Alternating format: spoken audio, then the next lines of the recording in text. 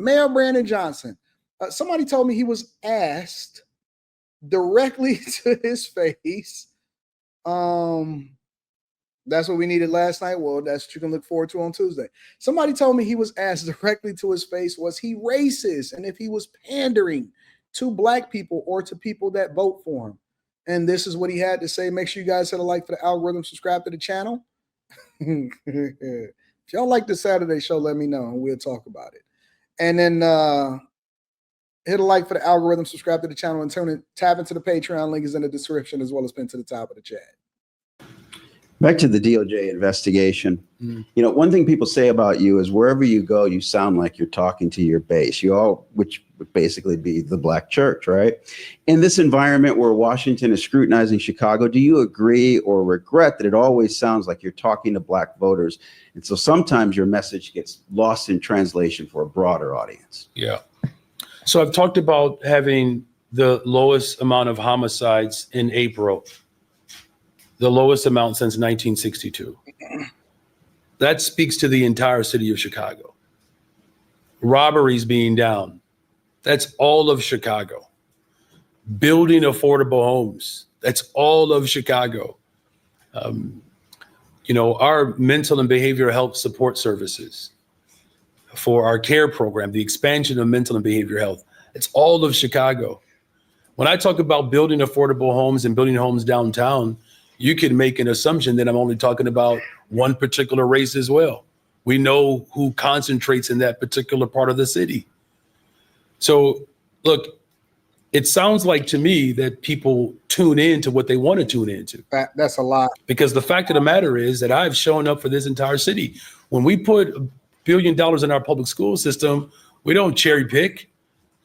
Now, that benefits all of our children. There's going to be class sizes that are going to be smaller in every section of the city. We're building it for green social housing. Some folks felt that it didn't concentrate enough in Black Chicago, right?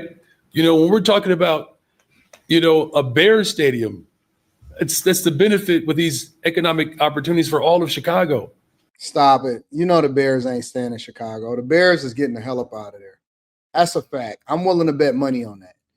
He's the worst business mayor ever. He's the worst negotiator ever. He really needs to go and talk to Detroit Mayor Mike Duggan on how to look at, it's almost impossible though. You can't take somebody that was a public school teacher and try to make them into a businessman.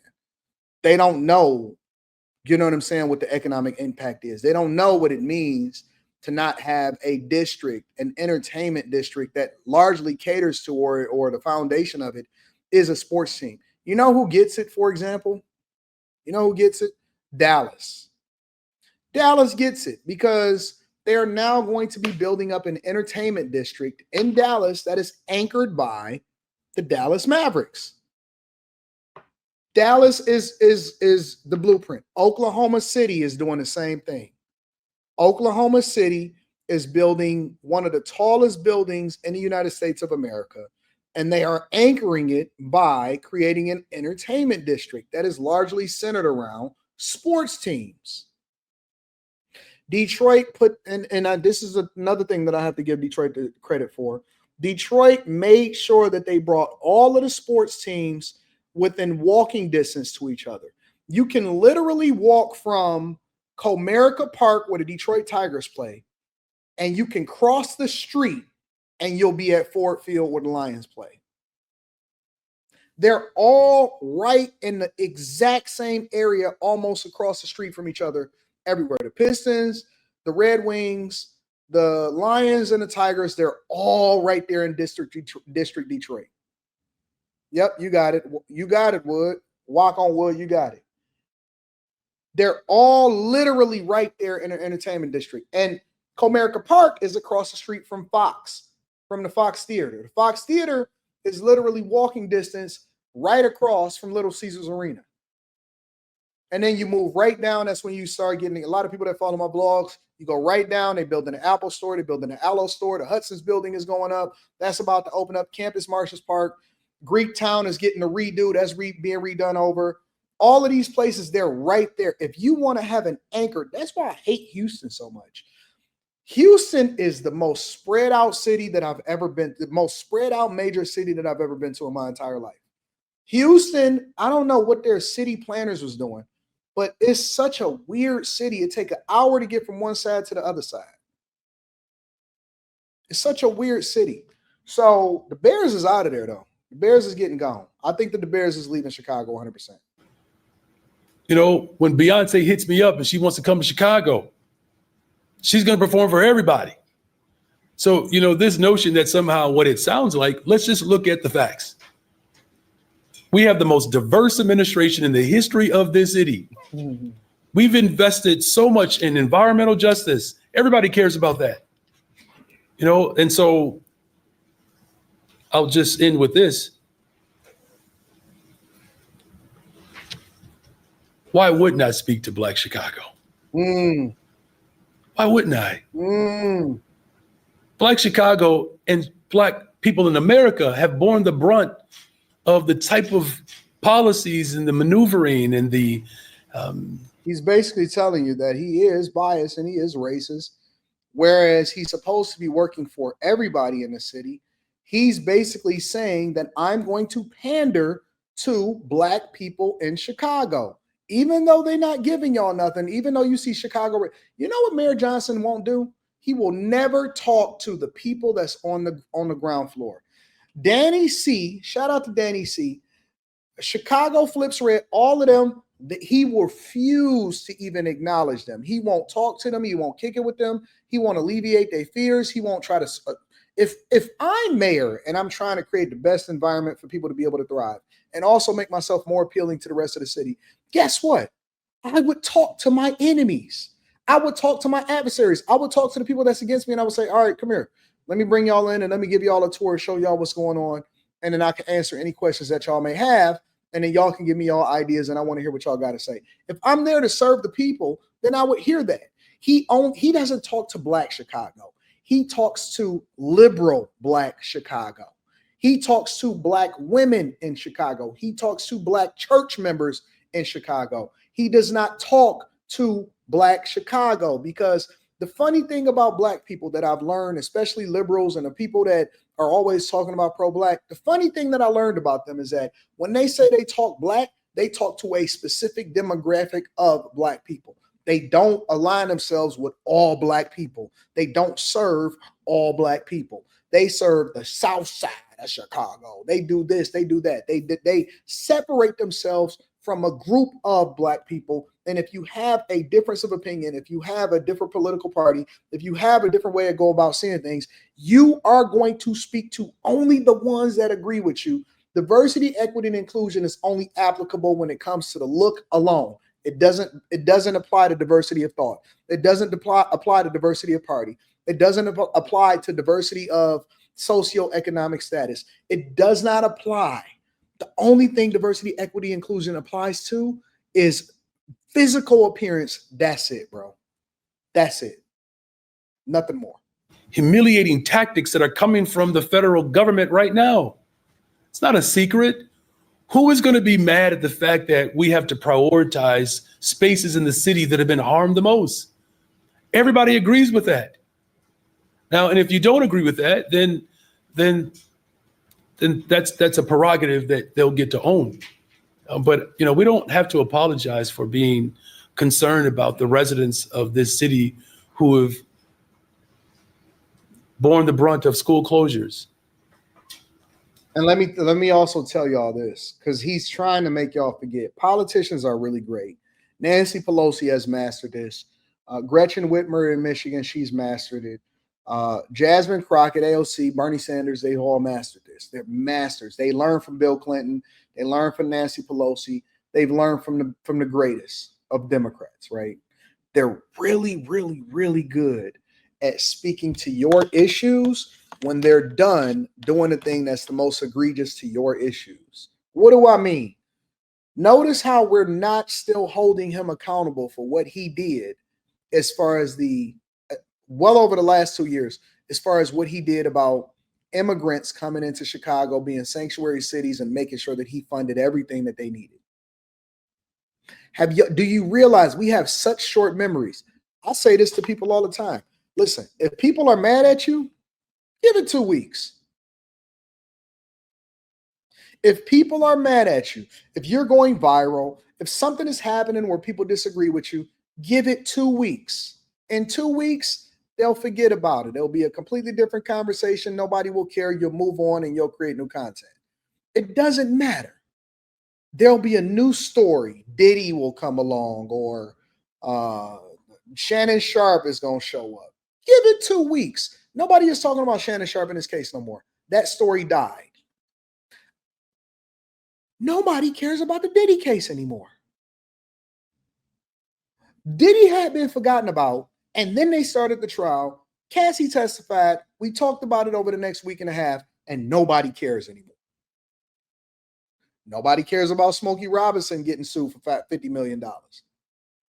Nobody cares. You know why? Because there's something else that we need to talk about.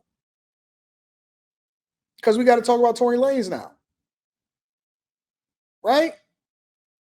We got to talk about something new. If you think that people care, if you're going through something, if people is talking about you, don't worry about it. Give it 2 weeks. It'll be something new. We'll be talking about something completely different. And this is what they know. This is what they depend on. This is what Brandon Johnson understands. He understands that the people who he's speaking to have short memories, and they're going to forget about what happened during the migrant crisis, and they're going to forgive him because they don't even remember that he did it. Then they're going to be focusing on whether or not he's pandering to them, not what he did during his administration. This is why politicians become lifetime politicians, and they don't ever leave, even though their districts, even though their communities, even though their cities are failing. Think about unemployment in this city, where it is mostly concentrated. Think about violence, where it's mostly concentrated. It would be shameful if I were to repeat the sins of those who have been in this position before, because they did not speak enough to Black Chicago. It's why the conditions have worsened. And under my watch and under my administration, we're going to make those critical investments to ensure that every single person in the city of Chicago benefits from my administration. And we know that a rising tide will lift all boats. Right. Hey, Mayor. So today in zoning committee, the Ani project just north of Bally's, it's been stalled for a year. It's coming up. Mayor, if we can go back to the DOJ thing, how would you say that race factors into your hiring decisions as you're trying to build your administration? Well, look, I do believe that there is a tremendous amount of value to make sure that we have qualified, talented people who work in government. I'm feel blessed that, our budget director, who just happens to have a JD, right? It's pretty fascinating. I mean, it's not a requirement of the job, but she brings that element. When I think about someone like Angela Tovar, who is, leading up our, environmental department, her skill set and her reputation around the globe is just absolutely, it's just amazing, quite frankly. What I look for people who are competent, right? People who are collaborative and people who are compassionate. Is there a value to make sure that people who are closest to neighborhoods bring that level of expertise? There's value in that. Of course, there's value in diversity, and we should never shy away from that. Unfortunately, I believe the reason why we've had so many ailments that we've had to address is because there's been a hyper concentration of a particular group or gender that has dominated politics. Right. Once upon a time, I think mayoral administrations were probably 70% white. Now, when I think about what's happened at the federal level, let's just focus there for a second. One Black person in his entire administration. Now, I don't know if this is a correlation, but only having one Black person in his administration and individuals that I would question their qualifications, you're running up major departments and your background is wrestling. I mean, and maybe there's something valuable there, but. Is he talking about Linda McMahon? That is head at WWE? That is a billionaire? Wait. He's saying that Linda McMahon isn't qualified to lead, but he is, and he's a school teacher? Get the fuck out of here, bro. Get the fuck out of here. He said your background is rest. See, this is how they deceive. This is how they deceive. Get the hell out of here. Let me look up. Hold on, let me see something.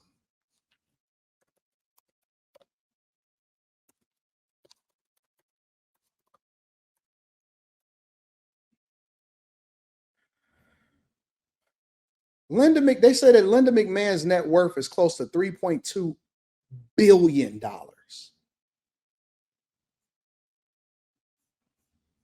This nigga is out of his mind, bro.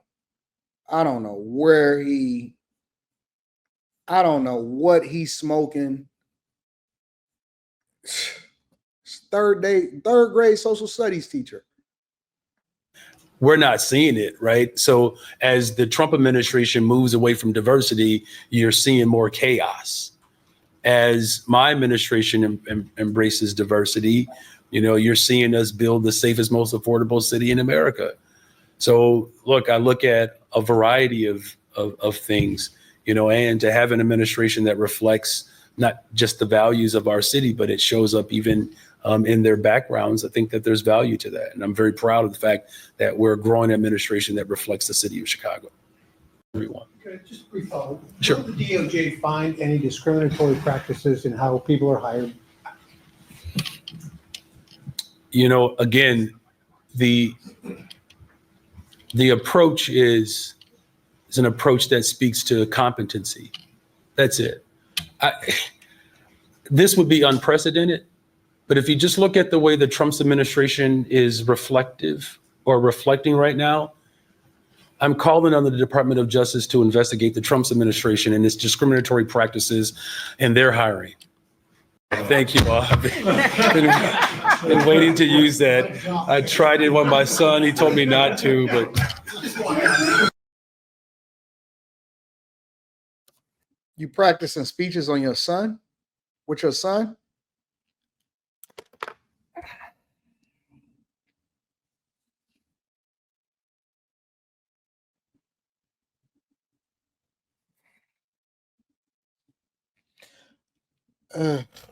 God, Lord, I don't even know how.